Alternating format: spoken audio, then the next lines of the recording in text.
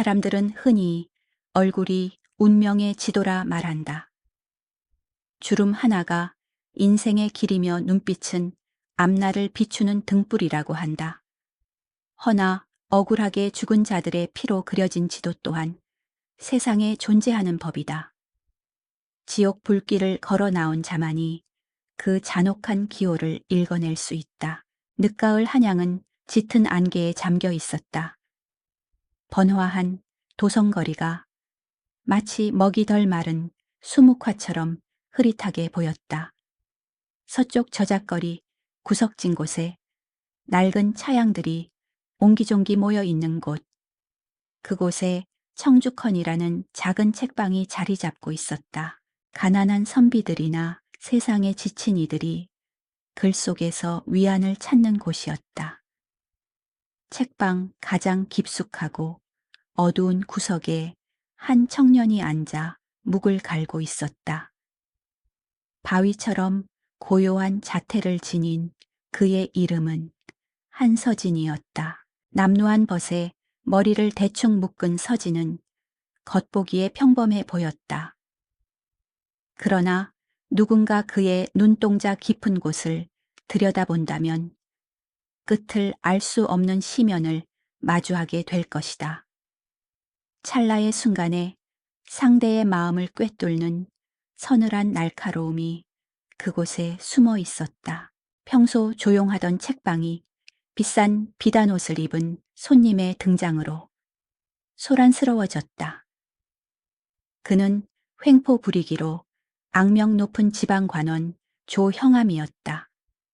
잃어버린 고서적을 내놓으라며 늙은 주인을 향해 고래고래 고함을 질렀다. 분노로 벌개진 얼굴로 탁자를 내리쳤다. 서진은 묵묵히 책을 베끼고 있었으나 그의 눈길은 이미 조형암의 얼굴을 훑고 지나갔다. 좁지만 번들거리는 이마, 뚝 끊어진 눈썹, 그리고 축 처진 입꼬리와 짧은 인중이 보였다. 소인배가 득세하여 탐욕을 부리다 곧 파멸할 관상이었다. 해가 지기 전까지 책을 찾지 못하면 이따위 가게는 당장 허물어 버리겠다고 조형암이 위협했다. 주인은 사시나무 떨듯 무릎을 꿇고 애원했고 구경꾼들은 누구 하나 나서지 못했다. 서진은 작게 한숨을 내쉬며 붓을 내려놓았다. 주목받고 싶지 않았으나 관상가 가문의 피가 불의를 외면하도록 두지 않았다. 그는 어둠 속에서 걸어 나와 정중하지만 굴복하지 않는 태도로 조형암에게 다가갔다. 나으리께서는 고서적보다 허리춤에 찬 관인을 더 걱정하셔야 할 듯합니다. 서진의 목소리는 낮지만 울림이 있었다. 인당의 색이 잿빛으로 변하고 있으니 북쪽에서 재앙이 닥칠 징조입니다. 조형암은 기가 막힌다는 듯 말문이 막혔다. 감히 조정의 관원에게 저주를 퍼붓느냐며 당장이라도 목을 칠 기세로 노려보았다. 소인은 저주가 아니라 보이는 것을 말할 뿐입니다. 북쪽은 궁궐이 있는 방향입니다. 최근 의주 상인에게 받으신 귀한 선물이 있으십니까? 만약 그렇다면 조심하십시오. 그 선물이 나으리의 목을 조르는 올가미가 될 것입니다. 조형암의 얼굴에서 순식간에 핏기가 사라졌다. 그는 실제로 인삼밀매를 눈가 마주는 대가로 큰 뇌물을 받았고 암행어사가 뜬다는 소문에 전전긍긍하던 차였다. 그는 식은땀을 흘리며 더듬거렸고 아무 말도 하지 못한 채 서둘러 자리를 떴다. 서진은 주인의 감사 인사도 듣지 않고 다시 구석자리로 돌아왔다. 하지만 붓을 쥔 손끝이 미세하게 떨려왔다. 방금의 사건은 잔잔한 호수에 던져진 돌멩이처럼 3년 동안 억지로 묻어두었던 고통스러운 기억을 수면 위로 끌어올렸다. 3년 전 그는 가난한 선비가 아니었다. 조선 최고의 관상가 부부인 한명수와 김옥련의 외아들이었다. 천기를 꿰뚫어 보는 능력을 지닌 그들은 도성 사람들의 존경을 받았으며 황실의 부름을 받기도 했던 명망 높은 이들이었다. 비바람이 몰아치던 어느 밤 좌의정 심원택이 은밀히 집을 찾아왔다. 1인지하 만인지상의 권력을 쥐고도 만족하지 못한 그는 더 높은 곳을 원했다. 자신이 왕이 될 상인지 묻는 그의 눈에는 검은 야욕이 이글거리고 있었다. 부모님은 심원택의 얼굴에서 영모의 상을 보았다. 뱀처럼 차가운 눈빛과 칼날 같은 광대뼈, 온몸을 휘감은 검은 살기가 역력했다. 그들은 아첨 섞인 거짓 예언을 거부했고 차마 입 밖으로 낼 수 없는 참혹한 진실에 침묵했다. 심원택은 뼈 시린 미소를 남기고 돌아갔으나 그날 밤 자객들이 들이닥쳤다. 붉은 화마가 집을 삼켰고 비명소리가 밤하늘을 찢었다. 17살의 서진은 부모님에 의해 마루 및 비밀 공간에 숨겨진 채 그 모든 지옥도를 목격해야만 했다. 아버지가 칼에 쓰러지고 어머니가 숨을 거두는 모습을 보았다. 불바다 한가운데 서 있는 우두머리의 얼굴은 바로 심원택이었다. 내 속을 꿰뚫어 보는 자는 살려둘 수 없다. 그는 악귀처럼 중얼거리며 돌아섰고 서진은 잿더미 속에 홀로 남겨졌다. 청주권 처마 끝에 떨어지는 빗소리가 서진을 현실로 데려왔다. 부모님의 피는 아직 기억 속에서 붉게 흐르는데 원수는 권력의 정점에 서 있었다. 심원택은 병약한 왕을 고립시키고 국정을 농단하고 있었다. 더 이상 숨어 있을 수만은 없었다. 그때 한 관병이 저작거리에 방을 붙였다. 장서각에서 일할 사관을 뽑는다는 내용이었다. 가문이나 신분을 따지지 않고 오직 문장력과 역사적 식견만을 보겠다는 파격적인 특별 채용 공고였다. 서진의 심장이 거칠게 요동치기 시작했다. 이것은 지난 3년을 기다려온 기회였다. 호랑이 굴로 들어가는 유일한 길이었다. 장서각은 왕조의 모든 비밀이 모이는 곳이자 의심을 사지 않고 권력의 핵심에 접근할 수 있는 장소였다. 말단 사관이라는 신분은 그를 보이지 않는 유령으로 만들어줄 것이다.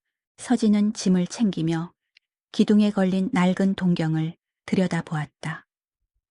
거울 속 얼굴은 예전과 달랐다. 모진 풍파가 선을 굵게 만들었고 눈빛은 깊고 어두워졌다. 그는 더 이상 철없는 소년이 아니었다. 품속에 감춘 아버지의 관상 비급을 어루만지며 맹세했다. 아버지, 어머니, 두 분이 물려주신 이 눈으로 반드시 그자의 가면을 벗겨내겠습니다. 가장 오만한 자리에서 정의 앞에 무릎 꿇게 만들겠습니다. 서진은 조용히 맹세하며 관아를 향해 발걸음을 옮겼다. 관에 도착한 서진은 거침없이 붓을 놀렸다. 충효를 논하는 뻔한 글 대신 사람을 보는 법에 대한 논설을 펼쳤다.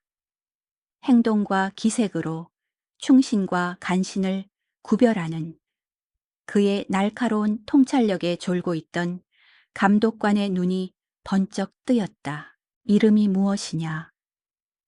감독관이 경이로움이 담긴 목소리로 물었다.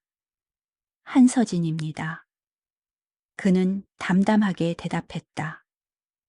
이름은 본명이지만 그 뒤에 숨겨진 배경은 아버지의 예법 도움으로 완벽하게 세탁된 후였다. 시험장을 나서니 이미 땅거미가 져 있었다.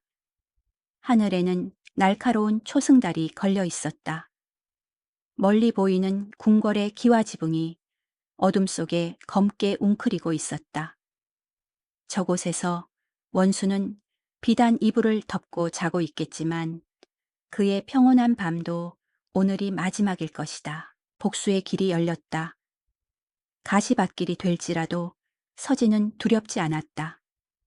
그의 가장 큰 무기는 칼이 아니라 감추려 해도 드러나는 진실을 보는 눈이었다. 차가운 밤바람에 옷깃을 여미며 그는 어둠 속으로 걸어 들어갔다. 이제 사냥이 시작되었다. 궁궐의 육중한 나무 문이 둔탁한 신음소리를 내며 열렸다. 새벽 안개를 가르고 나타난 광화문은 마치 거대한 짐승의 입처럼 보였다. 서진은 갓 선발된 다른 사관들과 함께 고개를 숙인 채 그 어두운 아가리 속으로 발을 내디뎠다. 높은 담장 너머로 보이는 하늘은 바깥 세상과 다를 바 없었지만 공기의 무게는 확연히 달랐다. 숨조차 마음대로 쉴 수 없는 억압감이 온몸을 짓눌렀다.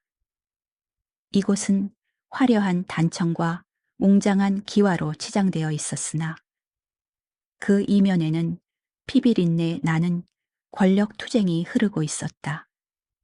서진은 옷깃을 여미며 자신의 표정을 지웠다.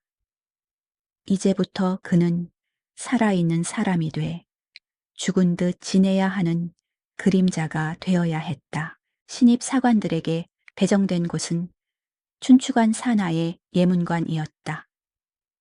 그곳은 왕의 말씀을 기록하고 역사서를 편찬하는 장소이자 궁궐 내의 모든 정보가 모이는 거대한 저수지와도 같았다. 서진은 가장 말단인 검열 직책을 맡아 고서적의 먼지를 털고 훼손된 기록을 복원하는 잡무부터 시작했다. 업무는 고되고 지루했지만 서진에게는 더할 나위 없는 기회였다. 그는 묵묵히 붓을 놀리면서도 귀는 항상 열어두었고 눈은 쉴 새 없이 주변을 탐색했다. 궁궐 안의 사람들은 저마다 두꺼운 가면을 쓰고 있었다. 겉으로는 웃고 있으나 눈에는 살기가 서려 있었고 충성스러운 척하지만 입가에는 탐욕이 묻어 있었다. 며칠이 지나자 서진은 이곳의 생리를 파악할 수 있었다. 예문관의 책임자인 최대제학은 전형적인 쥐의 상을 하고 있었다. 눈이 작고 쉴 새 없이 주변을 두리번거리는 그는 권력의 향방에 따라가네 붙었다, 쓸개에 붙었다 할 위인이었다. 그는 심원택의 눈에 들기 위해 아랫사람들을 쥐어짜고 있었다.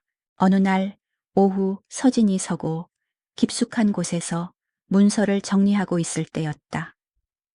밖이 소란스러워지더니 화려한 관복을 입은 고관이 수행원들을 거느리고 들어왔다. 서진은 서가 사이 틈으로 그자의 얼굴을 확인하고 숨을 멈췄다. 그는 바로 병조판서 박호영이었다. 박호영은 3년 전 심원택과 함께 부모님의 죽음을 사주했던 핵심 인물 중 하나였다. 그의 얼굴은 늑대와 같았다. 툭 튀어나온 광대뼈와 뒤로 젖혀진 귀는 잔인하고 배신을 밥 먹듯 하는 성정을 그대로 보여주고 있었다.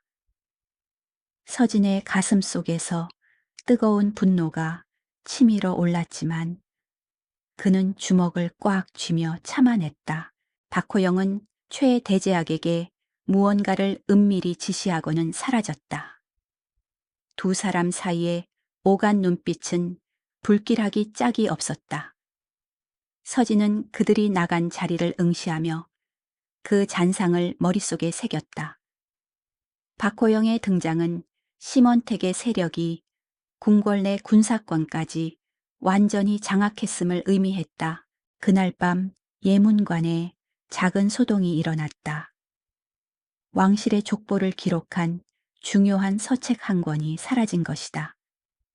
최 대제학은 불같이 화를 내며 당직을 섰던 어린 내관을 범인으로 몰아세웠다.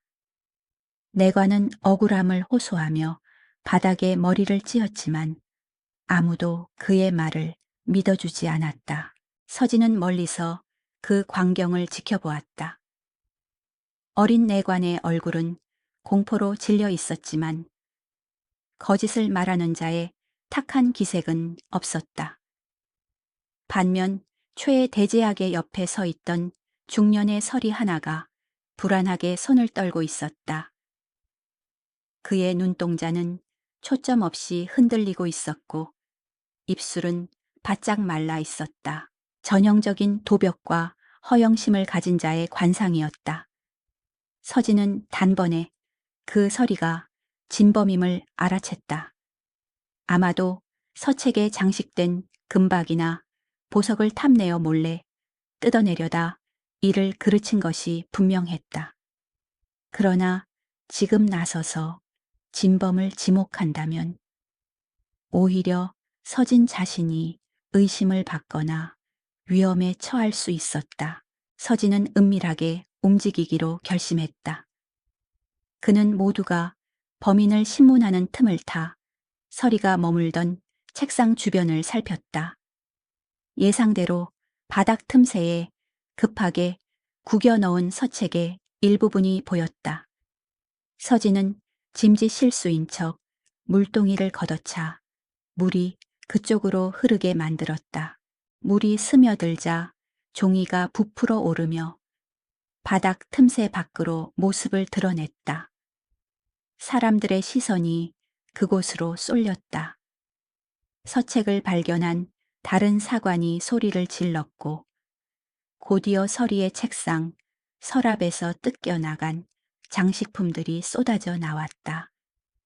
상황은 순식간에 반전되었다.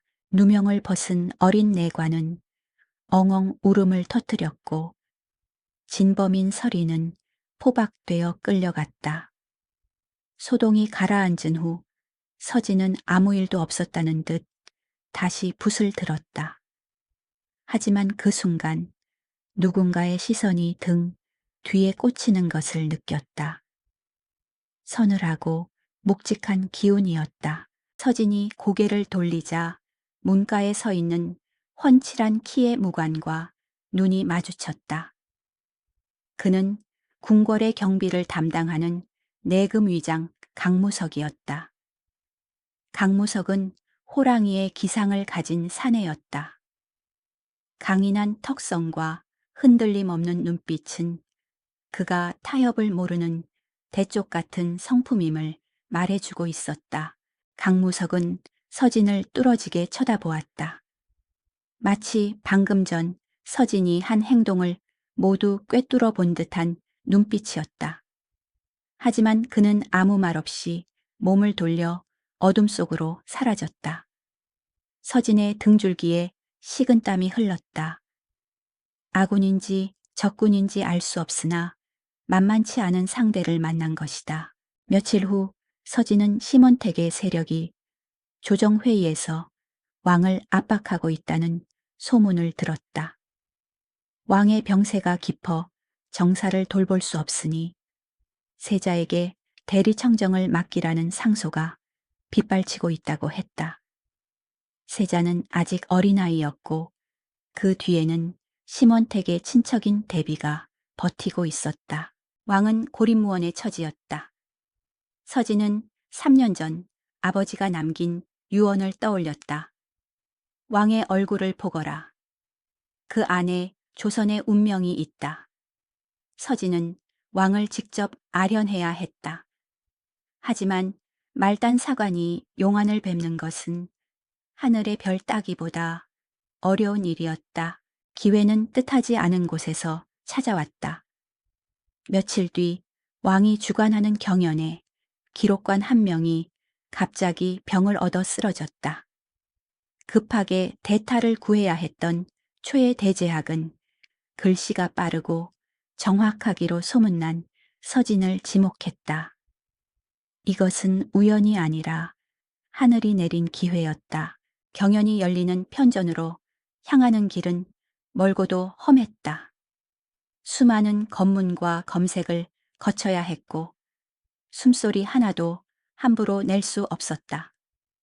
편전 문 앞에 다다르자 서진은 심호흡을 하며 마음을 다잡았다. 이제 곧 이 나라의 지존이자 가장 불행한 남자를 마주하게 될 것이었다. 문을 열고 들어서자 짙은 양 냄새가 코를 찔렀다. 어두침침한 실내 공기는 정체되어 있었고 촛불만이 일렁이고 있었다. 붉은 골룡포를 입고 앉아있는 왕의 모습은 생각보다 훨씬 왜소해 보였다. 주변에는 심원택을 비롯한 대신들이 병풍처럼 둘러서서 무언의 압박을 가하고 있었다. 서진은 구석진 자리에 자리를 잡고 고개를 숙였다. 경연이 시작되고 대신들의 날 선 목소리가 오고 갔다. 왕은 힘없는 목소리로 간간히 대답할 뿐이었다. 서진은 붓을 움직이며 조심스럽게 고개를 들어 왕의 얼굴을 훔쳐보았다. 그리고 그는 경악을 금치 못했다. 왕의 얼굴에는 짙은 그림자가 드리워져 있었다. 단순히 병으로 인한 초췌함이 아니었다. 눈 밑에 검은 기운과 입술 주변의 보라색 반점은 명백한 중독의 징후였다. 누군가 왕에게 아주 서서히 아무도 모르게 독을 주입하고 있는 것이 분명했다. 서진의 손이 미세하게 떨렸다. 이것은 단순한 권력 다툼이 아니었다. 왕의 생명이 꺼져가고 있었다. 3년 전 부모님을 죽인 자들이 이제는 나라의 근본마저 무너뜨리려 하고 있었다. 서진은 붓을 꽉 쥐었다. 이 사실을 알려야 했다. 그러나 섣불리 나섰다가는 자신의 목숨은 물론 왕의 안위마저 위태로워질 수 있었다. 그때 심원택이 왕을 향해 한 걸음 다가갔다. 전하, 옥체가 미령하시니 이제 그만 결단을 내리시지요. 그의 목소리는 부드러웠으나 그 안에 담긴 뜻은 비수처럼 날카로웠다. 심원택의 얼굴은 3년 전 그날 밤 보았던 악마의 형상 그대로였다. 오만하고 잔인한 승리자의 미소였다. 왕은 힘없이 고개를 저으려 했으나 기침이 터져 나왔다. 피가 섞인 기침이었다. 편전 안이 순식간에 술렁거렸다. 내관들이 달려가 왕을 부축했다. 혼란스러운 와중에 서진은 심원택이 짓고 있는 미묘한 표정 변화를 놓치지 않았다. 그것은 걱정이 아니라 계획대로 되어간다는 만족감이었다. 서진은 깨달았다. 시간이 얼마 남지 않았다. 왕이 쓰러지면 모든 것이 끝난다. 그는 오늘 밤 당장 행동을 개시해야 했다. 위험한 도박이 되겠지만 더 이상 물러설 곳은 없었다. 서진의 눈빛이 어둠 속에서 차갑게 빛났다. 궁궐의 밤은 낮보다 더 깊고 차가웠다. 어둠이 내려앉으면 화려한 단청 뒤에 숨어있던 음모들이 비로소 고개를 들기 시작했다. 서진은 예문관 숙직실 창가에 앉아 밤하늘을 올려다 보았다. 달빛조차 구름에 가려 희미한 밤이었다. 그의 뇌리에는 낮에 보았던 왕의 병색이 짙게 남아 있었다. 그것은 단순한 병마가 아니었다. 누군가가 의도적으로 심어놓은 죽음의 그림자였다. 왕의 얼굴에 나타난 자색 반점과 눈 밑의 검은 기운은 비소 중독의 전형적인 증상이었다. 아주 미량을 오랫동안 섭취했을 때 나타나는 현상이었다. 서진은 떨리는 손으로 붓을 잡았다. 범인은 왕의 가장 가까운 곳에 있다. 수라간이나 내의원, 그곳을 장악한 자가 바로 왕의 목숨줄을 쥐고 있는 것이다. 하지만 일가의 말단 사관이 감히 내의원의 기록을 열람하거나 수라간을 기웃거릴 수는 없었다. 그것은 곧 죽음을 의미했다. 서진에게는 칼이 되어줄 사람이 필요했다. 자신의 눈이 되어 어둠 속을 꿰뚫어 보고 자신의 손발이 되어 움직여줄 힘 있는 조력자가 절실했다. 그때 문 밖에서 묵직한 발소리가 들려왔다. 서진은 본능적으로 붓을 내려놓고 숨을 죽였다. 발소리는 정확히 서진의 방문 앞에서 멈췄다. 문호지 위로 거대한 그림자가 드리워졌다. 살기 띈 기운이 문틈을 타고 새우며 들어왔다. 문이 벌컥 열리고 찬 바람과 함께 내금위장 강무석이 들어섰다. 그의 손은 이미 검 자루에 가 있었다. 내 놈의 정체가 무엇이냐. 강무석의 목소리는 낮게 으르렁거리는 맹수의 그것과 같았다. 그는 지난번 서책도난 사건 때부터 서진을 주시하고 있었다. 평범한 사관이라기엔 지나치게 날카로운 눈빛과 상황 판단력이 그를 의심하게 만든 것이다.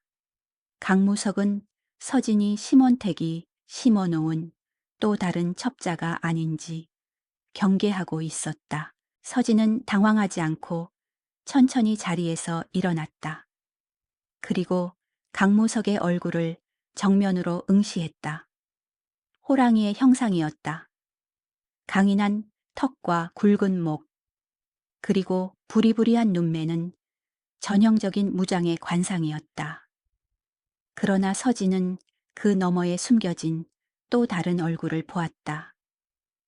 강무석의 미간에는 깊게 패인 세로 주름이 있었다. 그것은 씻을 수 없는 후회와 자책이 만들어낸 상처였다. 과거의 주군을 지키지 못했다는 죄책감이 그의 영혼을 갉아먹고 있었다. 서진은 이 남자가 적이 아님을 확신했다. 그는 충심이라는 가면 아래 피를 흘리고 있는 상처 입은 짐승이었다. 서진은 승부수를 던지기로 결심했다. 내금위장 나으리께서는 밤마다 악몽을 꾸시는군요. 서진의 차분한 목소리가 정막을 깼다. 강무석의 눈썹이 꿈틀했다. 지켜야 할 사람을 지키지 못했다는 죄책감이 나으리의 검을 무겁게 만들고 있습니다. 그렇지 않습니까? 서진은 한 걸음 더 다가갔다. 강무석이 검을 뽑아 서진의 목을 겨눴다. 닥쳐라. 내 놈이 죽고 싶은 개로구나. 강무석의 칼끝이 서진의 목 피부를 눌렀다. 붉은 피가 한 방울 맺혀 흘러내렸다. 그러나 서진은 눈 하나 깜짝하지 않았다. 오히려 더 또렷한 눈빛으로 강무석을 바라보았다. 지금 제 목을 베시면 전하를 살릴 기회도 함께 베는 것입니다. 전하를 살린다니 그게 무슨 헛소리냐. 강무석의 목소리가 흔들렸다. 서진은 조용히 낮에 보았던 왕의 중독 증상에 대해 이야기했다. 비소 중독의 징후들. 그리고 그것이 의미하는 바를 설명했다. 강무석의 얼굴이 경악으로 물들었다. 그는 칼을 거두지는 않았으나 손에 들어간 힘은 풀려 있었다. 증좌가 있느냐? 강무석이 물었다. 서진은 고개를 저었다. 지금은 없습니다. 하지만 범인의 얼굴은 알고 있습니다. 서진은 머릿속에 저장해둔 궁궐 내 인물들의 관상을 빠르게 훑었다. 내의원 제조, 수라간 상궁, 그리고 왕의 탕약을 담당하는 내관들. 그 중에서 유독 눈에 띄는 자가 있었다. 대전 내관 박상선이었다. 그는 겉보기엔 온화하고 충직해 보였다. 항상 왕의 곁에서 그림자처럼 시중을 들며 눈물을 흘리곤 했다. 하지만 서진은 그의 얼굴에서 양두구육의 상을 보았다. 겉은 양이나 속은 개와 같다는 뜻이었다. 그의 눈꼬리는 웃을 때 아래로 처지지만 눈동자는 차갑게 고정되어 있었다. 또한 박상선의 귀는 얇고 뒤로 젖혀져 있어 배신을 밥 먹듯 할 상이었고, 무엇보다 입술이 얇고 검붉은 것은 독을 다루거나 남을 해치는 말을 즐기는 자의 특징이었다. 서진은 확신했다. 심원택의 손발이 되어 왕에게 독을 먹이는 자는 바로 박상선이었다.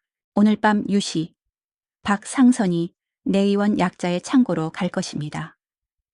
그곳에서 증좌를 찾을 수 있을 겁니다. 서진이 말했다.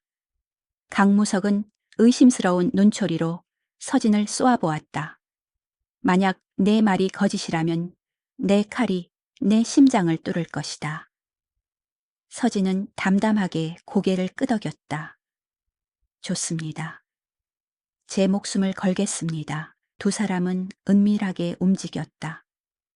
사관의 복장을 한 서진과 평복으로 갈아입은 강무석은 그림자처럼 어둠에 섞여 내의원 쪽으로 향했다.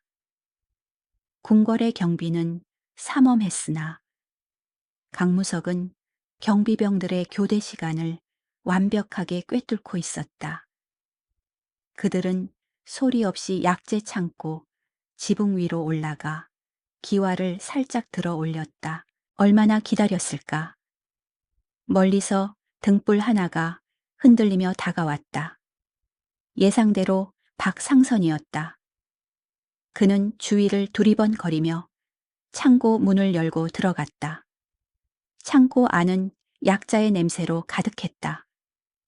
박상선은 익숙한 솜씨로 특정 약재함을 열더니 품속에서 작은 종이봉투를 꺼내 가루를 섞었다.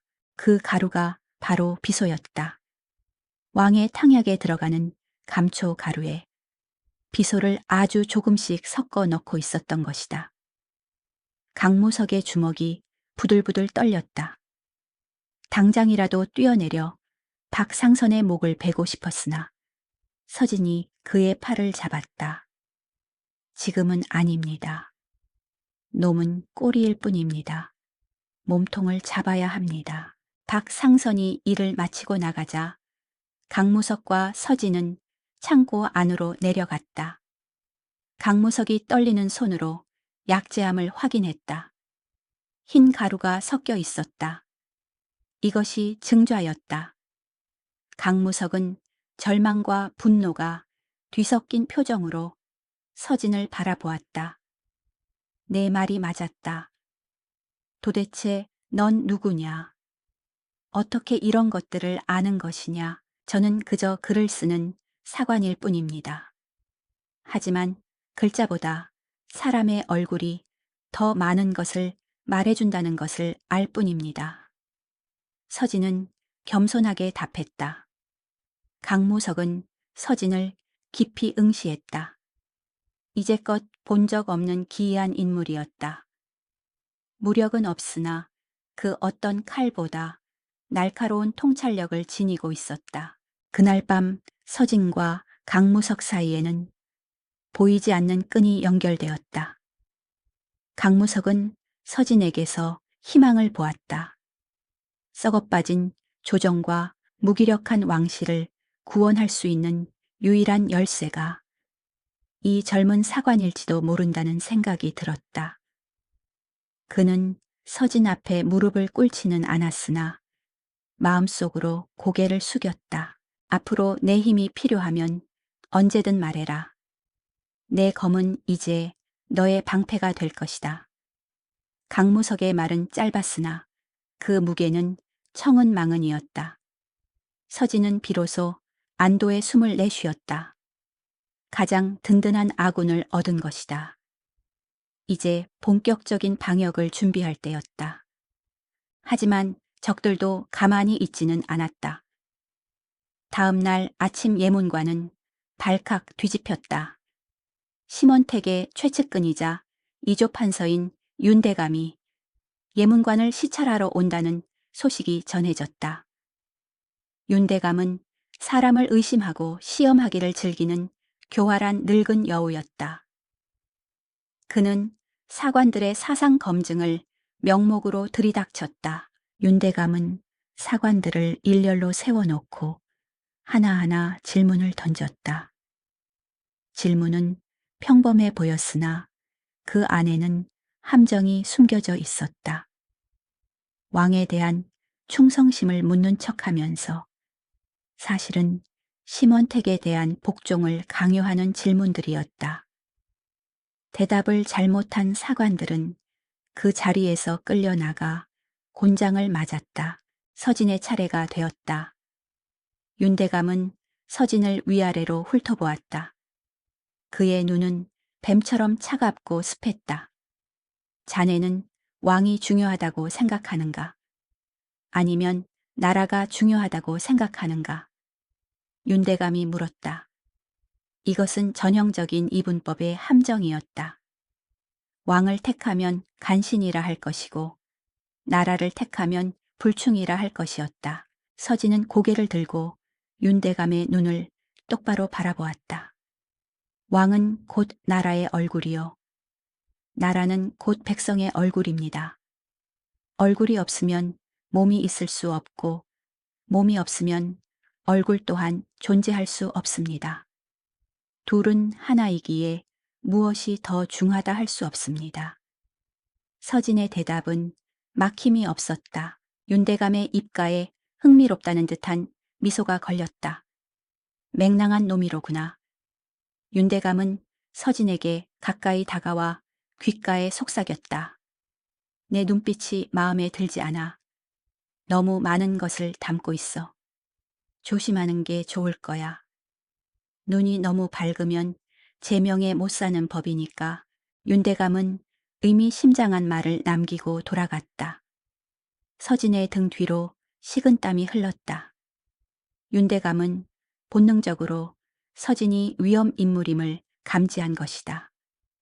심원택의 세력권 안으로 들어올수록 압박은 거세지고 있었다.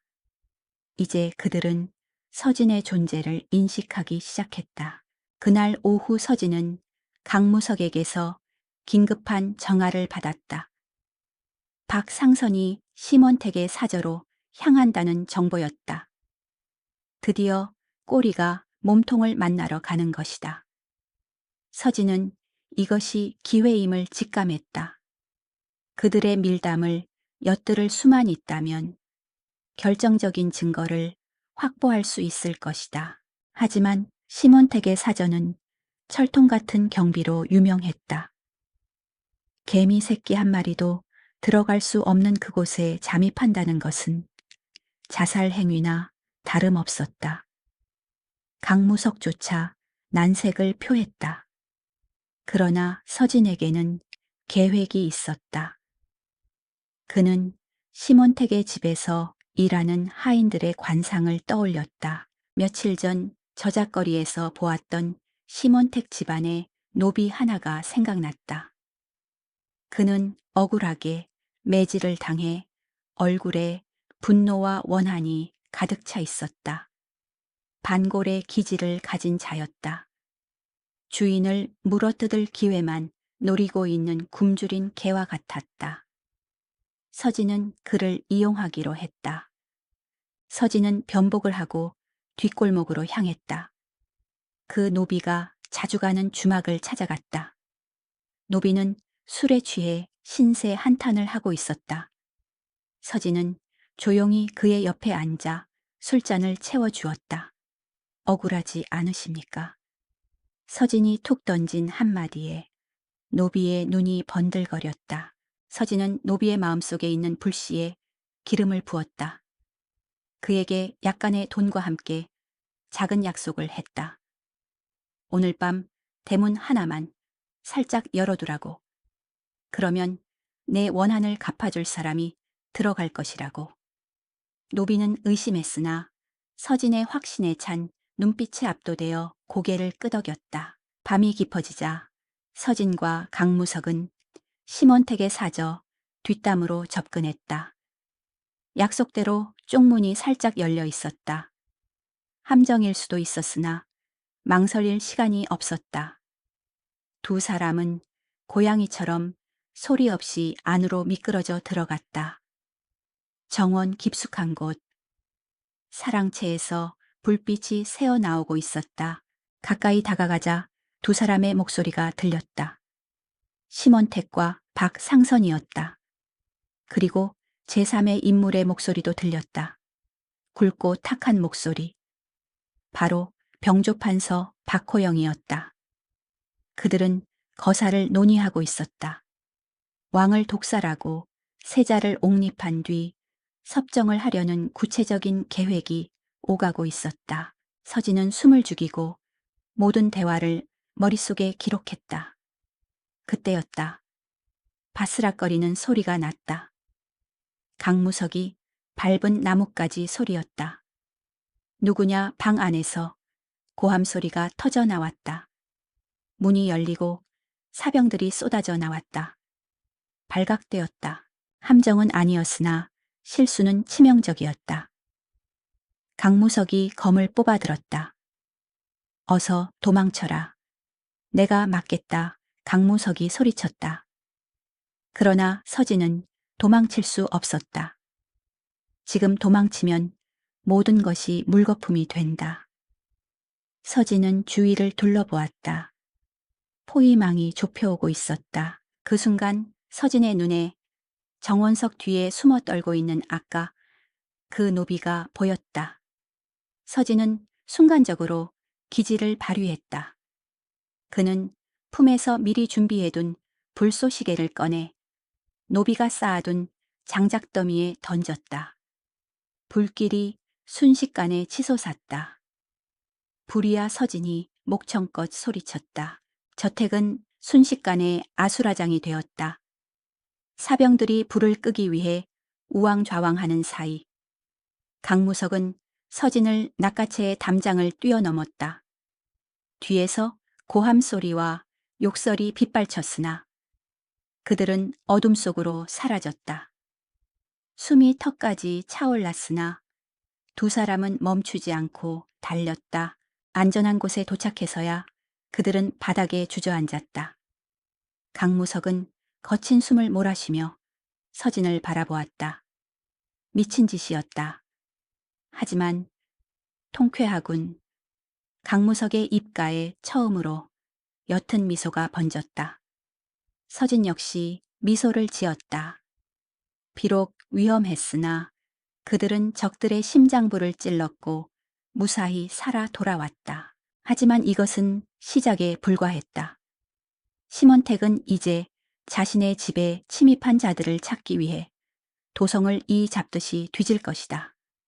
그리고 그 칼끝은 머지않아 궁궐 내부로 향할 것이다.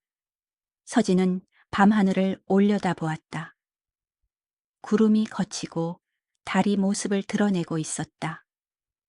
전쟁은 이미 시작되었다. 다음 날 궁궐은 발칵 뒤집힌 벌집과 같았다.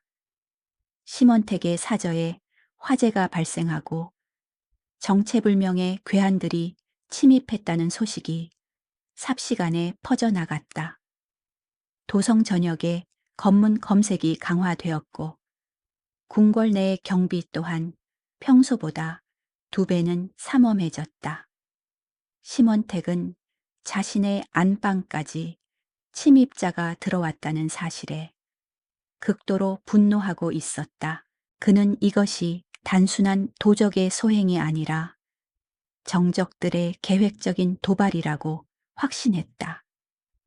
그의 눈은 의심으로 번들거렸고 조정의 모든 관리들을 잠재적인 적으로 간주하기 시작했다. 예문관의 분위기도 살얼음판을 걷는 듯했다. 사관들은 숨소리조차 크게 내지 못하고 눈치만 살폈다. 서진은 태연하게 자신의 자리를 지켰다. 겉으로는 고서적의 먼지를 털어내며 묵묵히 일에 열중하는 말단 사관이었으나 그의 머릿속은 치열하게 돌아가고 있었다. 어젯밤 엿들은 대화 내용은 충격적이었다. 그들은 왕을 서서히 죽이는 것으로도 모자라 세자 책봉을 서두르고 섭정까지 계획하고 있었다. 시간이 없었다. 왕의 생명은 풍전등화와 같았다. 서진은 붓을 쥔 손에 힘을 주었다. 왕을 만나야 했다. 단순히 멀리서 바라보는 것이 아니라 직접 대면하여 이 사실을 알려야 했다. 그러나 말단, 검열인 서진이 왕을 독대할 명분은 어디에도 없었다. 기회는 예상치 못한 순간에 찾아왔다. 그날 밤 왕의 병세가 급격히 악화되었다. 고열에 시달리던 왕이 헛소리를 하며 계속해서 선대왕의 기록을 찾았다고 했다. 승정원에서는 급히 예문관에 연락하여 선대왕의 실록을 가져오고 이를 낭독할 사관을 보내라고 명했다. 원래대로라면 고위직 사관이 가야 했으나 초의 대제학을 비롯한 윗선들은 심원택의 눈치를 보느라 왕의 부름을 꺼렸다. 병든 왕 곁에 있다가 자칫 심원택의 미움을 살까 두려웠던 것이다. 결국 그들은 가장 직급이 낮고 만만한 서진을 떠밀듯 보냈다. 서진에게는 천재이루의 기회였다. 서진은 실록을 챙겨 들고 강무석의 호위를 받으며 대전으로 향했다. 강무석은 묵묵히 앞장서서 걸었으나 서진과 스쳐 지나가는 짧은 순간 그의 눈빛은 부디 조심하라는 무언의 신호를 보내고 있었다. 대전 앞에는 심원택이 심어놓은 내관들이 매의 눈으로 감시하고 있었다. 서진은 침착하게 숨을 고르고 대전 안으로 들어섰다. 방 안은 약자의 냄새와 곰팡이 냄새가 뒤섞인 퀴퀴한 공기로 가득 차 있었다. 화려한 병풍 뒤에 누워있는 왕의 모습은 처참했다. 한때 조선의 태양이었던 존재가 이제는 꺼져가는 촛불처럼 위태롭게 흔들리고 있었다. 서진이 무릎을 꿇고 절을 올렸다. 전하, 예문관 검멸 한서진이라 하옵니다. 왕은 힘겹게 눈을 떴다. 퀭한 눈동자는 초점을 잃고 허공을 배회하고 있었다. 가까이 오라. 왕의 목소리는 갈라진 낙엽 소리처럼 건조했다. 서진은 조심스럽게 무릎걸음으로 다가갔다. 등불 아래 드러난 왕의 얼굴은 충격 그 자체였다. 멀리서 보았을 때보다 상태는 훨씬 심각했다. 인당에는 검은 안개가 끼어 있었고 눈 밑에 누당은 썩은 복숭아처럼 검붉게 변해 있었다. 무엇보다 입술 주변에 피어오른 자색 반점들이 턱 밑까지 번져 있었다. 이것은 단순한 독이 아니었다. 구렁이가 둥지를 튼 상이었다. 도끼가 오장육부를 휘감고 올라와 마침내 얼굴에 그 흉한 자취를 드러낸 형국이었다. 서진은 가슴이 먹먹해지는 것을 느꼈다. 이 나라의 지존이 이토록 처참하게 유린당하고 있다는 사실에 분노가 치밀었다. 왕은 서진에게 실록의 한 구절을 읽으라고 명했다. 서진은 책을 펼쳤으나 글자를 읽지 않았다. 대신 주위의 내관들을 의식하며 아주 낮은 목소리로 오직 왕만이 들을 수 있도록 속삭였다. 전하, 실록의 글자는 묵으로 쓰였으나 전하의 용안은 독으로 쓰여 있습니다. 왕의 눈동자가 순간적으로 크게 흔들렸다. 탁하던 눈빛에 일순간 생기가 돌았다. 왕은 고개를 돌려 서진을 쏘아보았다. 내 놈이 지금 무슨 소리를 하는 것이냐?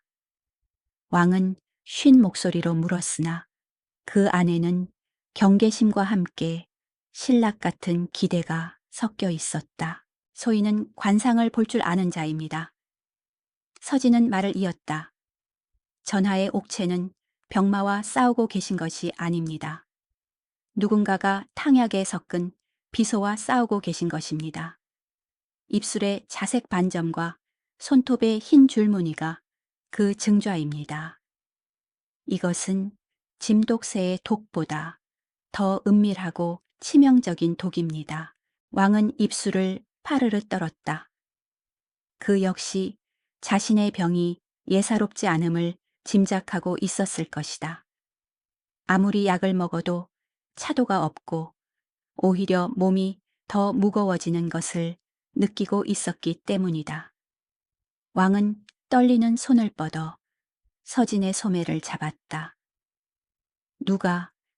누가 나를 죽이려 한단 말이냐? 서진은 왕의 귀에 대고 심원택과 박호영, 그리고 박상선의 이름을 고했다. 그리고 어젯밤 자신이 들었던 영모의 전말을 낱낱이 알렸다.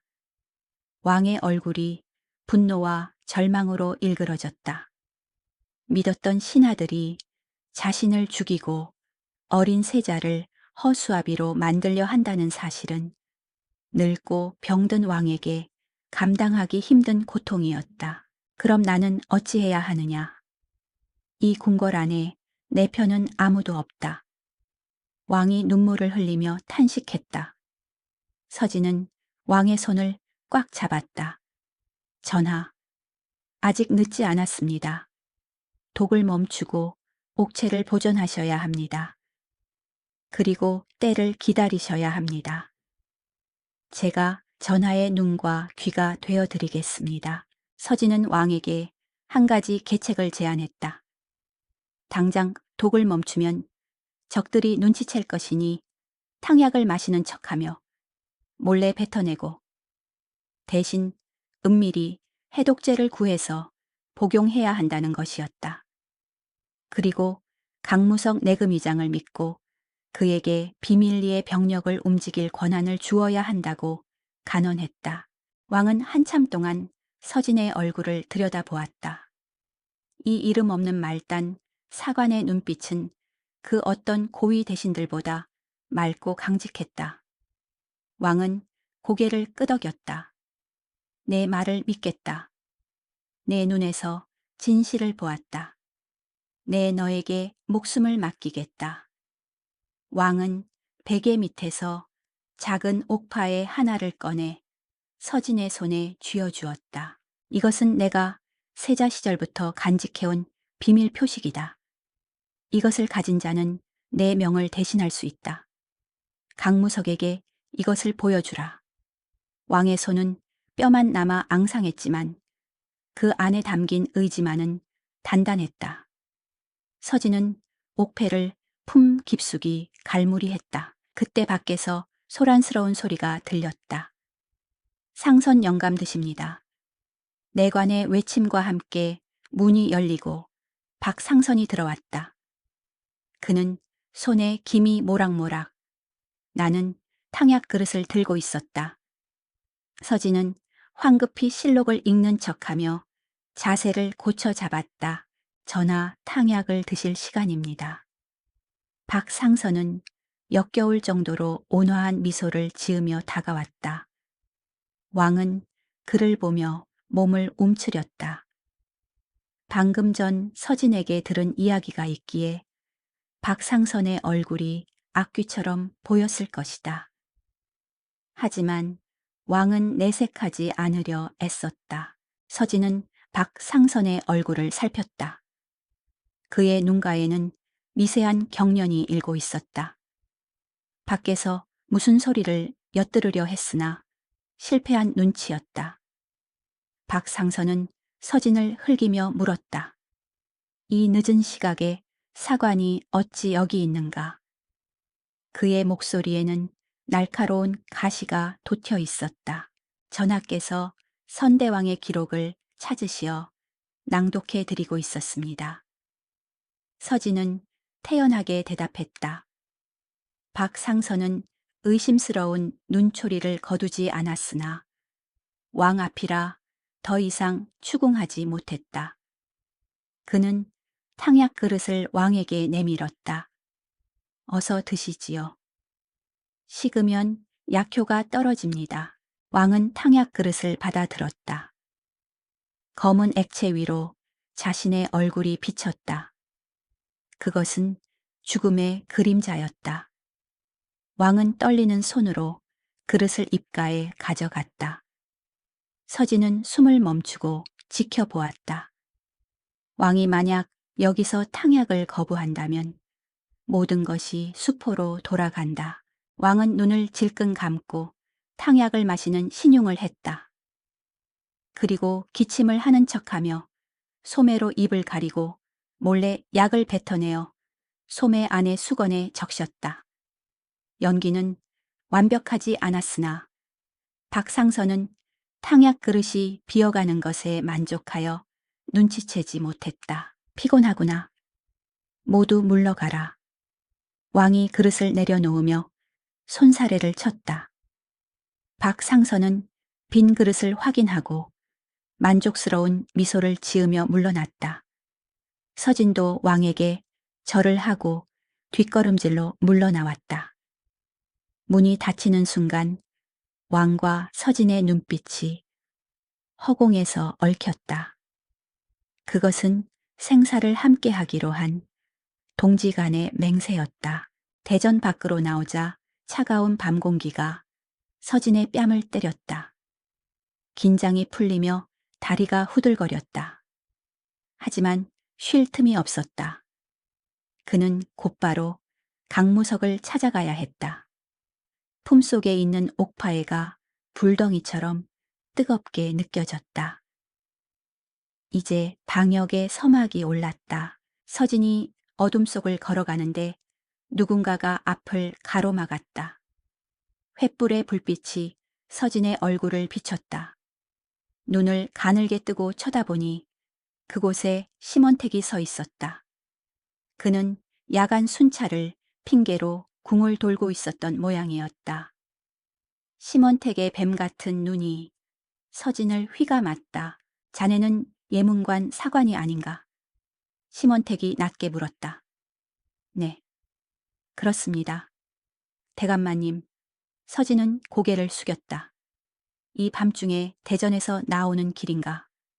네, 전하의 부름을 받아 실록을 낭독하고 오는 길입니다. 서진의 대답은 침착했다. 심원택은 서진에게 한 걸음 다가왔다. 그의 얼굴이 서진의 코앞까지 다가왔다. 심원택의 관상은 3년 전보다 더욱 흉포해져 있었다. 권력욕이 얼굴의 모든 선을 뒤틀어 놓았다. 그는 킁킁거리며 냄새를 맡듯 서진을 탐색했다. 낯이 있구나. 어디서 본 적이 있던가. 서진의 심장이 멎을 듯했다. 3년 전 불타는 집에서 마주쳤던 기억이 되살아났다. 하지만 서진은 두려움을 분노로 눌러 담았다. 소인은 워낙 미천하여 대감마님 같은 귀한 분을 뵐 기회가 없었습니다. 아마 착각이신 듯합니다. 심원택은 한참 동안 서진을 노려보다가 입꼬리를 비틀어 웃었다. 그래, 착각이겠지. 하지만 내 기억력은 꽤 좋은 편이야. 조만간 다시 보게 될 것 같군. 심원택은 의미심장한 말을 남기고 수행원들과 함께 사라졌다. 서진은 그가 사라진 방향을 노려보았다. 심원택은 의심하기 시작했다. 본능적인 감각으로 서진에게서 위험한 냄새를 맡은 것이다. 시간이 얼마 남지 않았다. 그가 서진의 정체를 알아차리기 전에 그를 무너뜨려야 했다. 서진은 어둠 속으로 몸을 숨기며 발걸음을 재촉했다. 새벽 안개가 자욱한 궁궐 후원. 인적이 드문 정제서 서진과 강무석이 마주섰다. 서진이 품에서 왕이 하사한 옥패를 꺼내 보이자 강무석의 눈이 크게 떠졌다.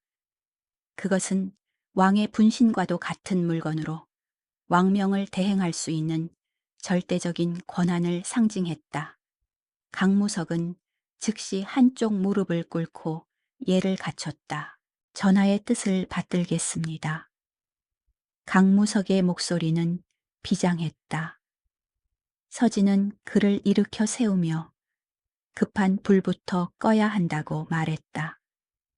우선 내의원과 수라간의 감시를 피해 왕에게 해독제를 전달할 통로를 마련해야 했다. 강무석은 자신이 신뢰하는 신복들을 내관으로 위장시켜 투입하겠다고 약속했다. 하지만 문제는 심원택이었다. 그는 의심이 많은 자였다. 어젯밤 대전 앞에서 서진을 마주친 이후 그는 집요하게 서진의 뒷조사를 하고 있을 것이 분명했다. 서진의 예상은 틀리지 않았다. 같은 시각 심원택은 자신의 집무실에서 서진의 신상 명세가 적힌 서류를 넘기고 있었다. 한서진, 3년 전 과거에 급제하여 입궁. 고향은 평안도. 부모는 일찍 여의고. 심원택은 미간을 찌푸렸다. 서류상으로는 아무런 문제가 없는 완벽한 신분이었다. 하지만 그의 본능이 계속해서 경고를 보내고 있었다. 그놈의 눈빛이 거슬린다. 어디서 본 듯한 그 눈빛이. 심원택은 기억의 저편을 더듬었다. 3년 전 불타는 집, 죽어가는 관상가 부부, 그리고 그들 뒤로 보였던 겁에 질린 소년의 눈. 순간 심원택의 손이 멈췄다. 설마 그는 자리에서 벌떡 일어났다. 살아남은 아이가 있었나? 그는 즉시 하인들을 불러 3년 전 사건의 처리를 담당했던 자를 찾으라고 고함쳤다. 만약 그 아이가 살아있고 그 아이가 바로 저 사관이라면 모든 것이 설명된다. 자신을 향한 적에 왕에게 접근한 대담함, 그리고 무엇보다 그 소름 끼치는 통찰력까지. 심원택의 얼굴이 흉측하게 일그러졌다. 호랑이 새끼를 키우고 있었구나. 당장 죽여야 한다. 오후가 되자 서진에게 수상한 정알이 도착했다. 예문관의 직속상관이 서진을 불렀다. 궁궐 북쪽 끝에 있는 장서각 별관에 중요한 고문서가 있으니 지금 당장 가서 가져오라는 지시였다. 별관은 평소 사람의 왕래가 거의 없고 숲으로 둘러싸여 있어 은밀한 처리가 가능한 곳이었다. 명령을 전달하러 온 사관의 얼굴은 창백했고 눈은 서진과 마주치기를 꺼려했다. 입술은 바짝 말라 있었고 식은땀을 흘리고 있었다. 전형적으로 협박을 받아 어쩔 수 없이 거짓말을 하는 사람의 관상이었다. 서진은 직감했다. 이것은 함정이다. 서진은 태연하게 알겠다고 대답했다. 사관이 안도하며 돌아가자 서진은 곧바로 강무석에게 신호를 보냈다. 하늘의 그물은 넓고 성기지만 결코 악인을 놓치는 법이 없다. 서진은 이 함정을 역이용하여 심원택의 수족을 잘라내기로 결심했다. 해가 질 무렵 서진은 홀로 장서각 별관으로 향했다. 숲길은 어두웠고 나뭇가지들이 바람에 흔들리며 기괴한 소리를 냈다. 별관 앞에 도착하자 칠흑 같은 어둠 속에서 살기가 느껴졌다. 서진은 문 앞에 멈춰 섰다. 나오시지요. 숨어 계신다고 살기가 가려지는 것은 아닙니다. 서진의 말이 떨어지기 무섭게 검은 복면을 쓴 자객들이 숲속에서 튀어나왔다. 대여섯 명은 좋게 되어 보였다. 그들의 손에는 서슬 퍼런 칼이 들려 있었다. 내 놈이 제 발로 죽으러 왔구나. 우두머리로 보이는 자가 비웃으며 다가왔다. 그러나 서진은 당황하지 않았다. 오히려 입가에 옅은 미소를 지었다. 내가 죽으러 온 것이 아니라 너희가 잡히러 온 것이다. 그 순간 별관 지붕과 숲속에서 화살이 날아왔다. 매복하고 있던 강무석의 내금이 병사들이었다.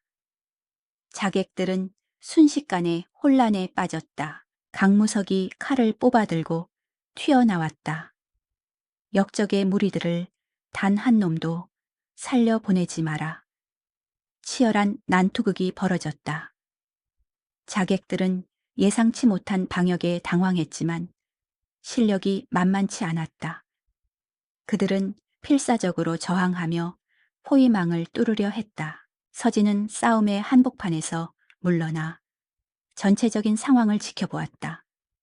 그의 눈은 빠르게 움직이며 적들의 움직임을 읽었다. 오른쪽 놈은 다리를 절고 있다. 왼쪽 놈은 시야가 좁다.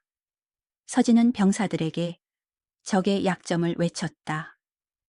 그의 조언은 정확했다. 병사들은 서진의 말에 따라 적들을 하나둘씩 제압해 나갔다. 마지막 남은 자객의 우두머리가 궁지에 몰리자 품에서 단검을 꺼내 서진에게 던졌다. 비수처럼 날아오는 칼날을 피하기에는 너무 늦어 보였다.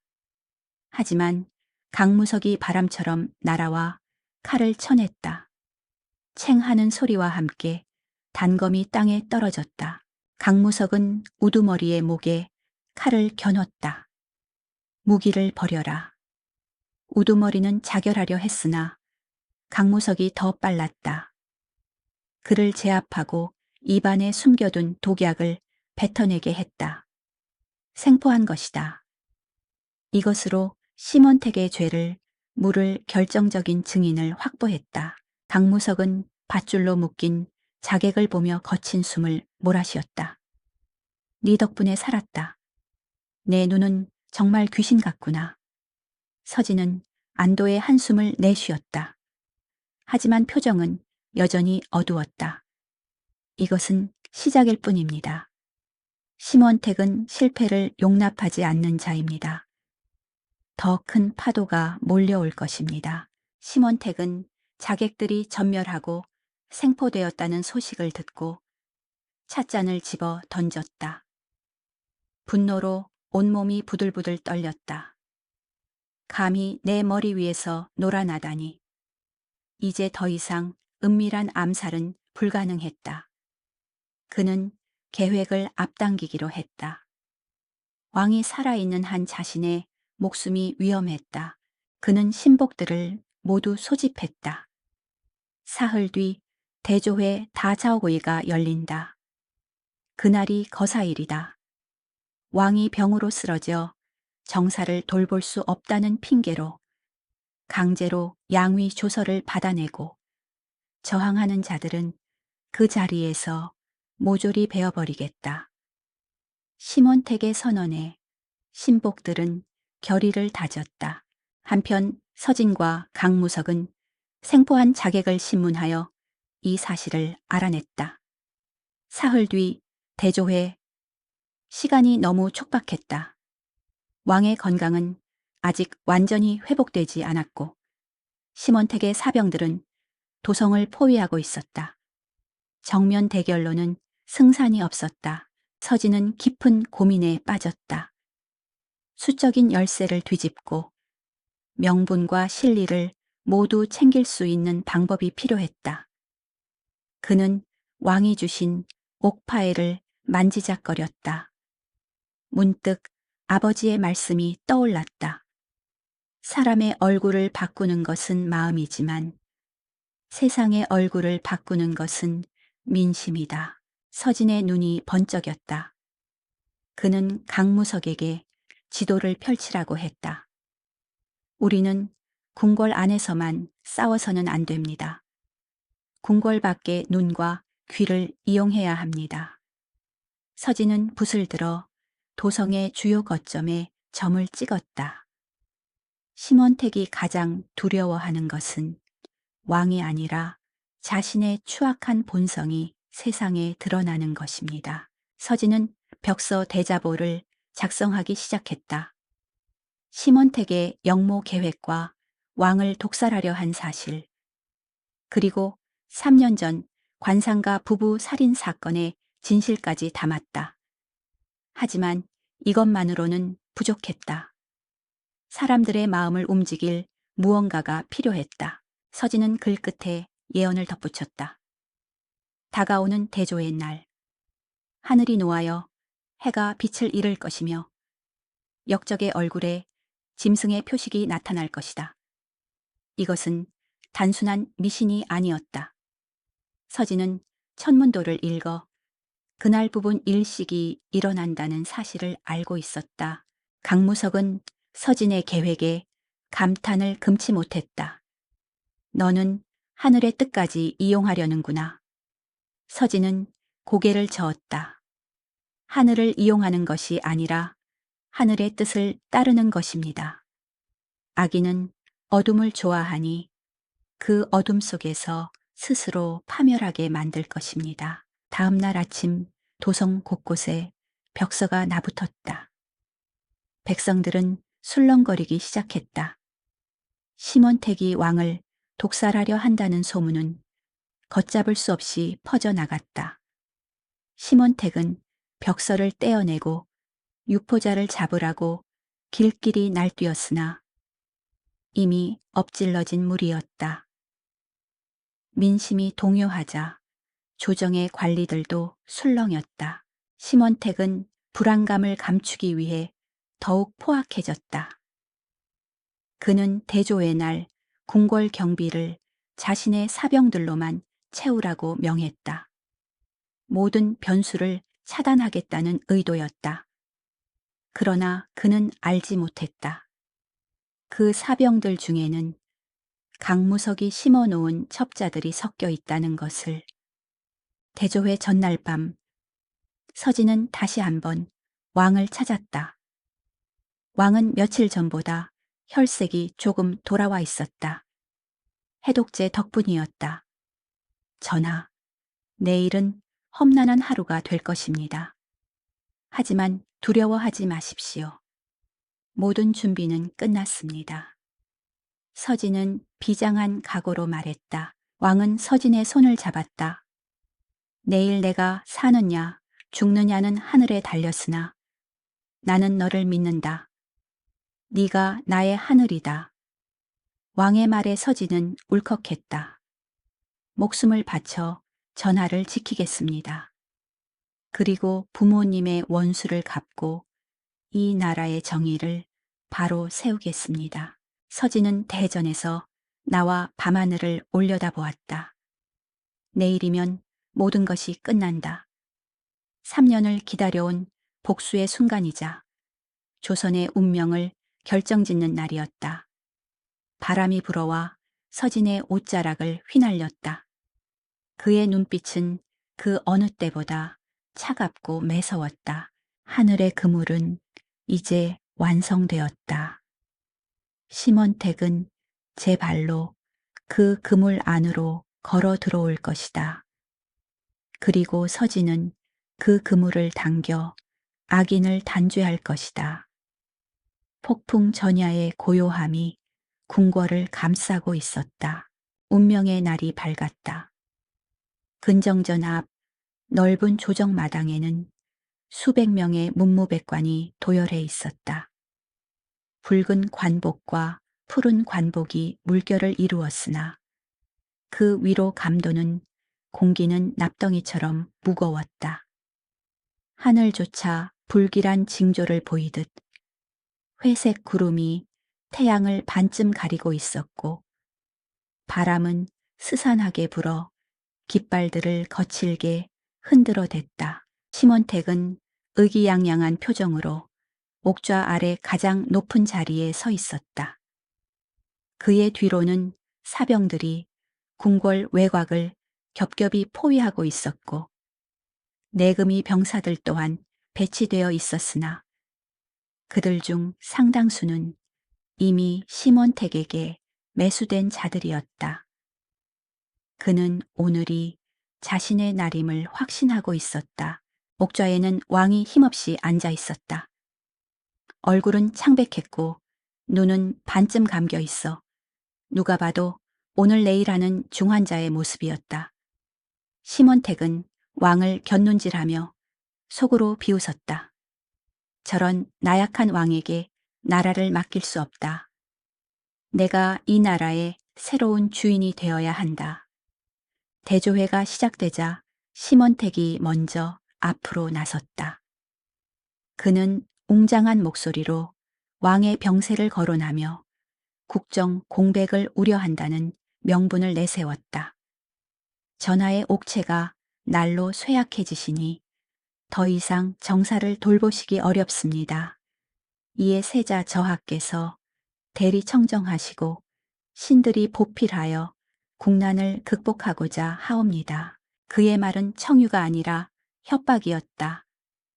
미리 포섭된 대신들이 일제히 엎드려 통촉하여 주시옵소서를 외쳤다.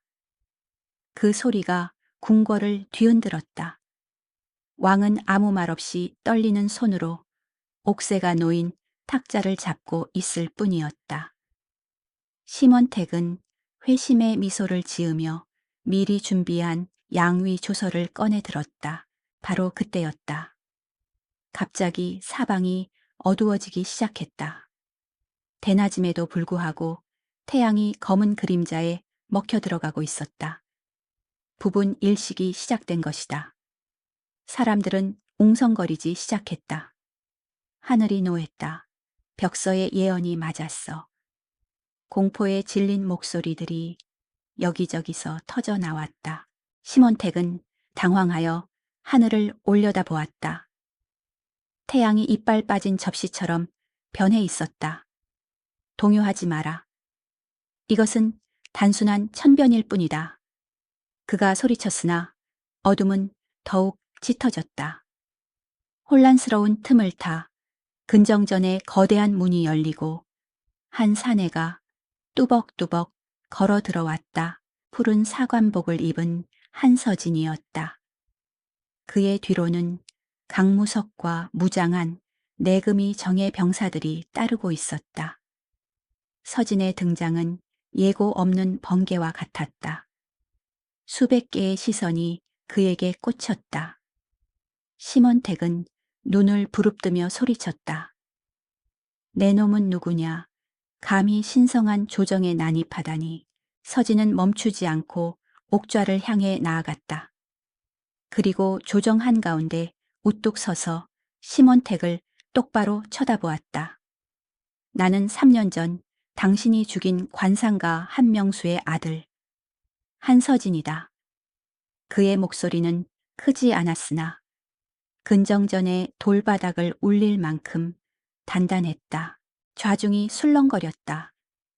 한명수는 모두가 알던 조선 최고의 관상가였다.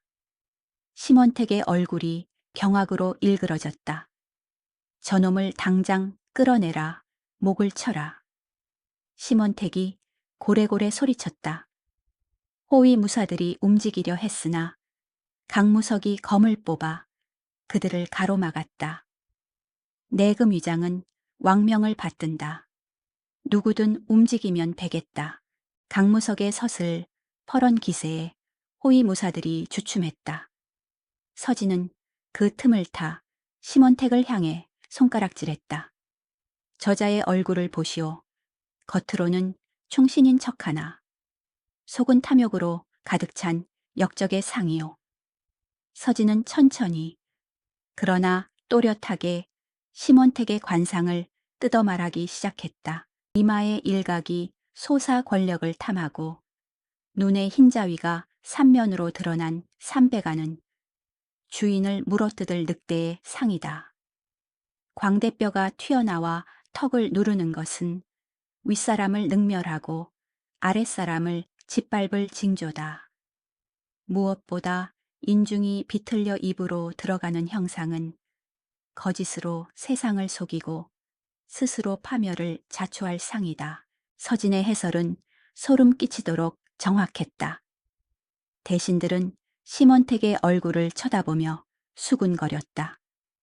심원택은 분노로 얼굴이 불그락푸르락해졌다. 닥쳐라, 내 놈이 죽고 싶어 환장했구나.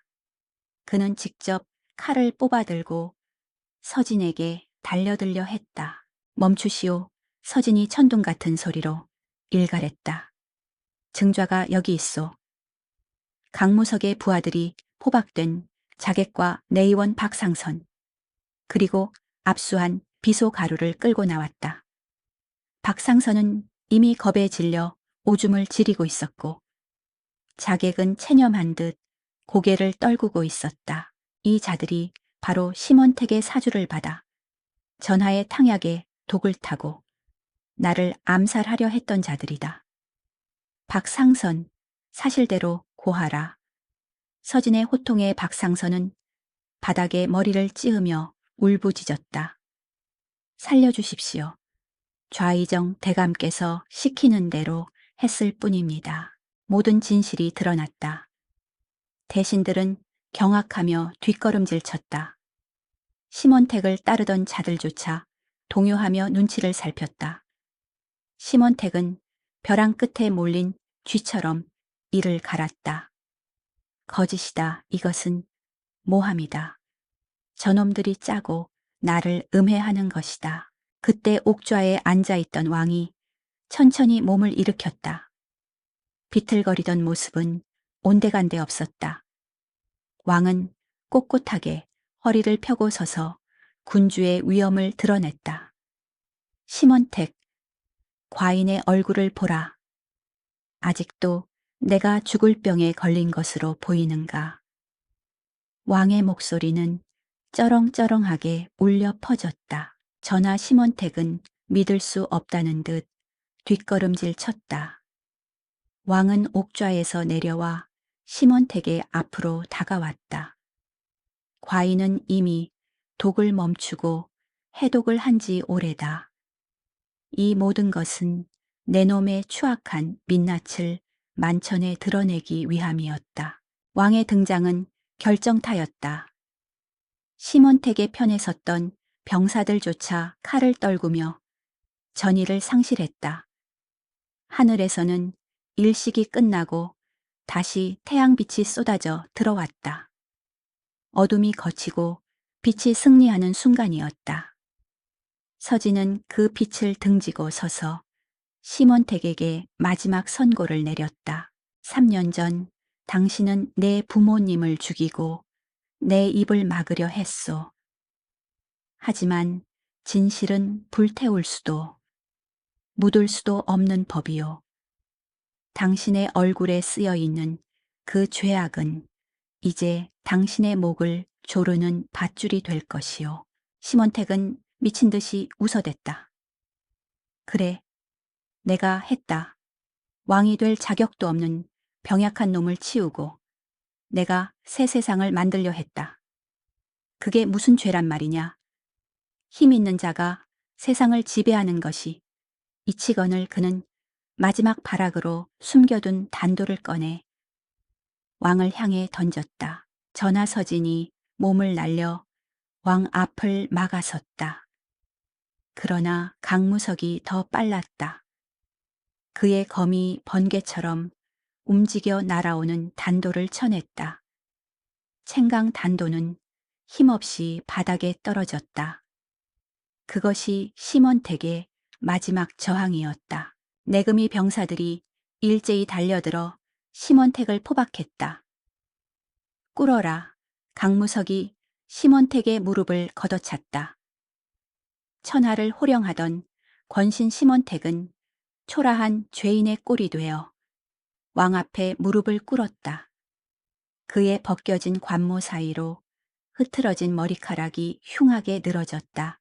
왕은 차가운 눈으로 그를 내려다 보았다.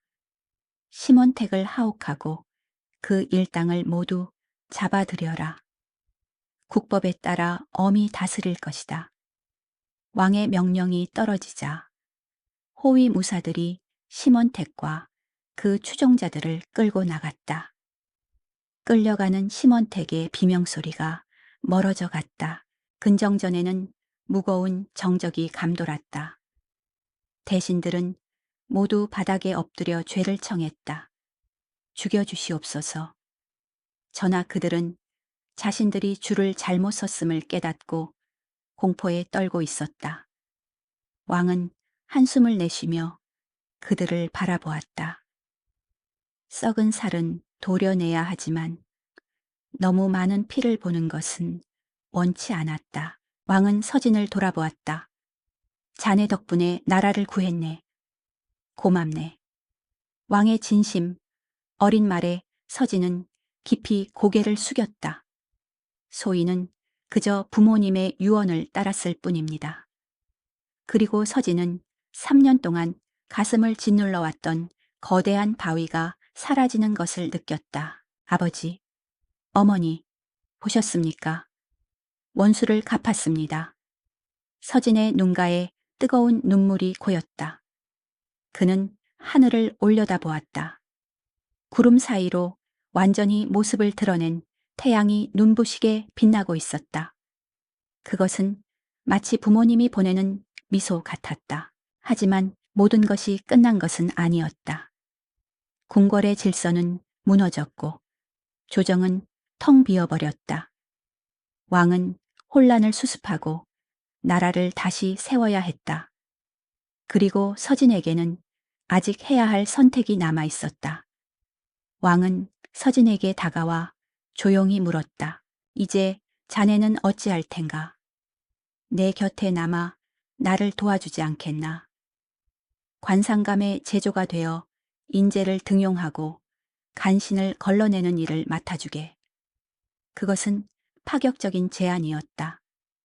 일가의 사관에서 정삼품 당상관으로의 수직 상승이었다. 서진은 잠시 망설였다.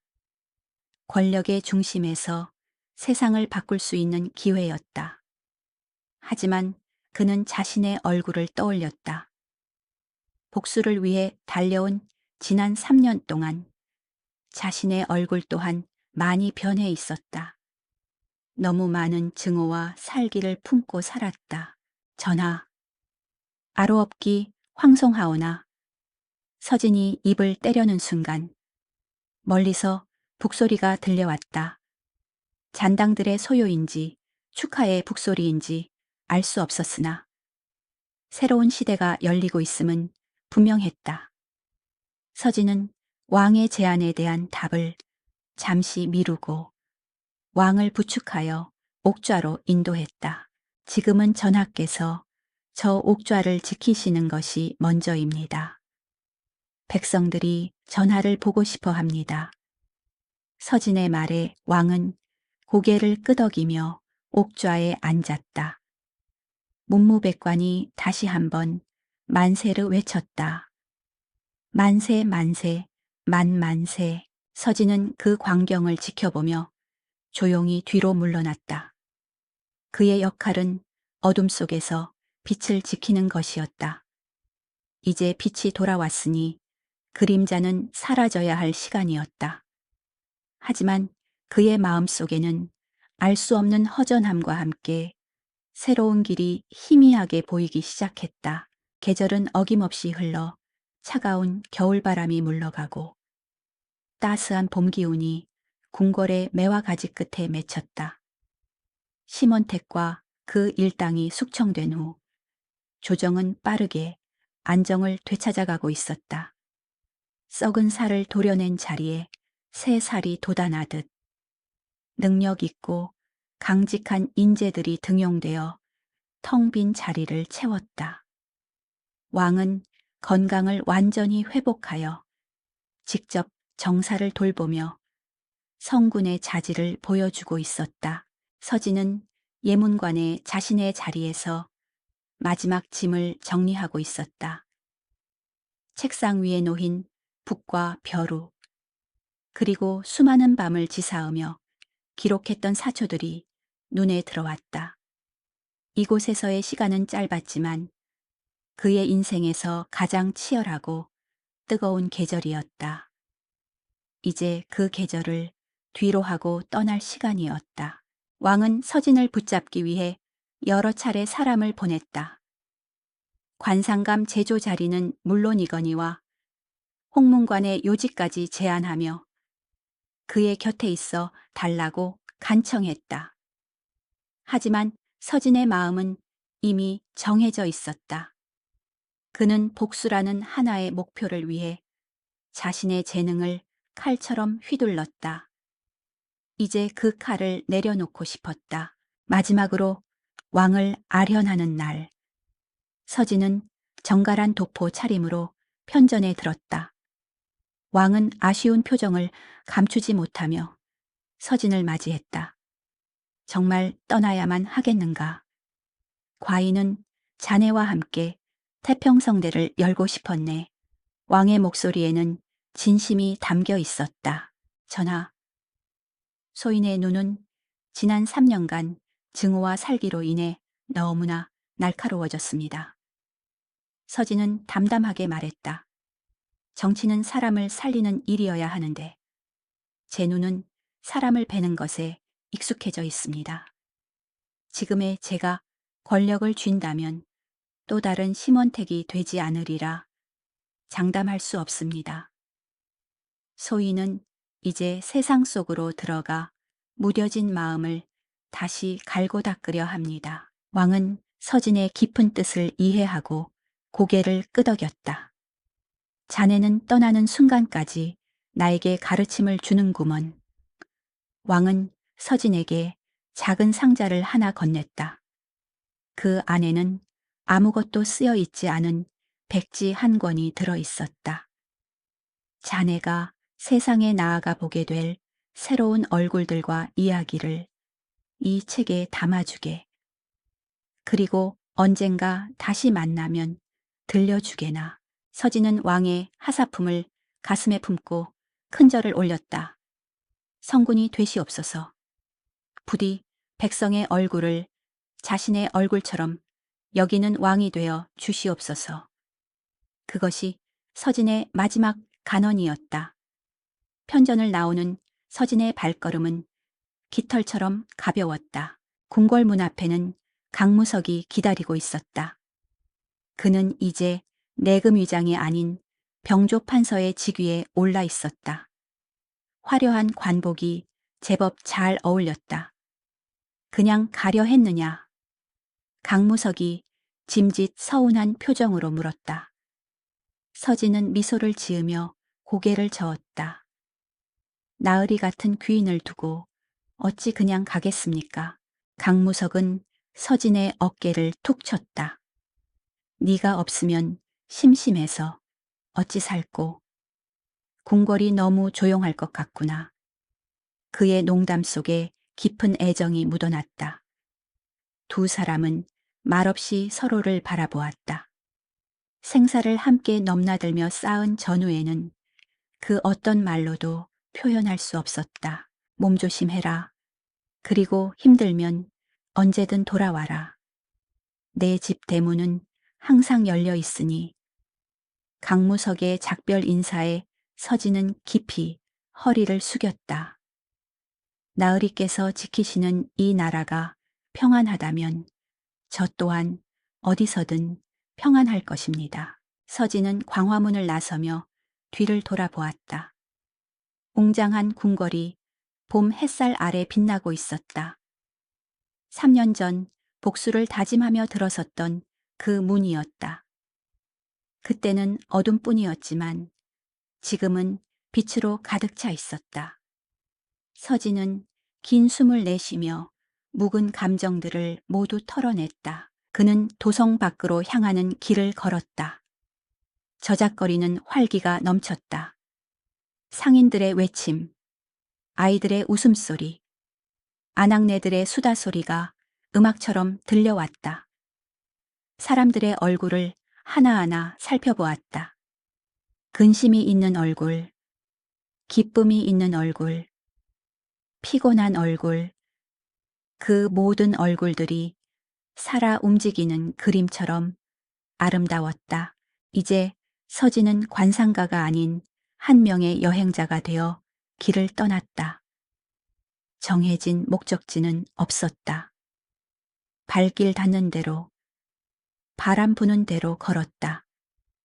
산을 넘고 강을 건너며 수많은 사람들을 만났다. 억울한 누명을 쓴 이를 만나면 지혜를 빌려주었고, 길 잃은 이를 만나면 길을 안내해 주었다. 그의 명성은 아름아름 퍼져나갔다. 얼굴을 읽는 선비라는 소문이 돌았지만 서진은 자신의 이름을 드러내지 않았다. 그는 그저 구름처럼 머물다 바람처럼 떠날 뿐이었다. 그렇게 계절이 수없이 바뀌고 세월은 유수와 같이 흘렀다. 세월은 누구에게나 공평하게 내려앉았다. 어느덧 머리에 서리가 내린 노인이 된 서진은 깊은 산속 작은 암제 머물며 아이들에게 글을 가르치고 있었다. 그의 얼굴에는 젊은 날의 날카로움은 사라지고 대신 깊고 온화한 주름이 자리 잡고 있었다. 마치 잔잔한 호수와 같은 모습이었다. 어느 늦은 가을날 중년의 사내 한 명이 암자를 찾아왔다. 그는 도성에서 큰 상단을 운영하다가 사기를 당해 전 재산을 잃고 절망에 빠져 있었다. 삶을 포기하려던 채 용하다는 노인의 소문을 듣고 마지막 지푸라기라도 잡는 심정으로 찾아온 것이었다. 사내는 서진 앞에 무릎을 꿇고 울먹였다. 어르신, 제 인생은 왜 이리도 기구합니까? 열심히 살았는데 남는 것은 빚과 배신뿐입니다. 제 관상이 그리도 나쁩니까? 태어날 때부터 패배자로 정해진 것입니까? 서진은 묵묵히 차를 따르며 사내의 얼굴을 들여다보았다. 사내의 얼굴은 고생과 분노, 억울함으로 일그러져 있었다. 미간에는 깊은 내천추한 자주름이 패여 있었고 입꼬리는 처져 있었다. 40년 넘게 치열하게 살아온 흔적이었다. 서진은 찻잔을 건네며 조용히 입을 열었다. 여보게, 젊어서의 얼굴은 부모가 만들어준 것이지만 나이 40이 넘어서의 얼굴은 자신이 만드는 것이라네. 자네의 얼굴에 있는 그 주름들은 자네가 살아온 이력서와도 같지. 사내는 멍하니 서진을 바라보았다. 서진은 말을 이었다. 많은 이들이 관상을 운명이라 여기며 체념하곤 하지. 허나 진정 중요한 것은 관상 이목구비의 생김사의 이 아니라 심상 마음의 모양일세. 마음이 변하면 얼굴도 변하고 얼굴이 변하면 운명도 변하는 법이라네. 자네는 지금 억울함에 눈이 멀어 자신의 진짜 얼굴을 보지 못하고 있어. 실패는 끝이 아니라 잠시 멈추라는 신호일세. 이제 거울을 보며 주름을 세지 말고 자네가 지켜온 양심을 세어보게. 돈은 잃었으나 사람을 속이지 않았고 벼랑 끝에서도 남을 해치지 않았지 않은가. 그것이 자네의 진짜 자산일세. 서진의 말은 사내의 가슴을 울렸다. 사내는 흐르는 눈물을 닦으며 자신의 거친 손을 내려다 보았다.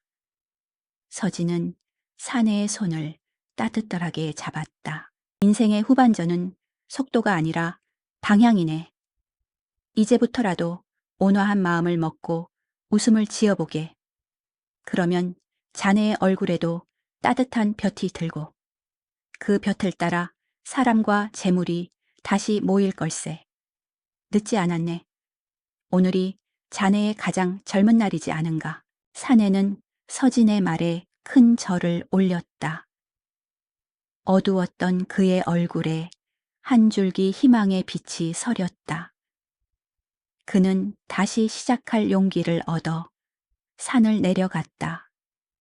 그의 뒷모습은 올라올 때보다 훨씬 당당해 보였다. 서진은 암자 툇마루에 앉아 지는 노을을 바라보았다. 붉게 물든 하늘이 장관이었다.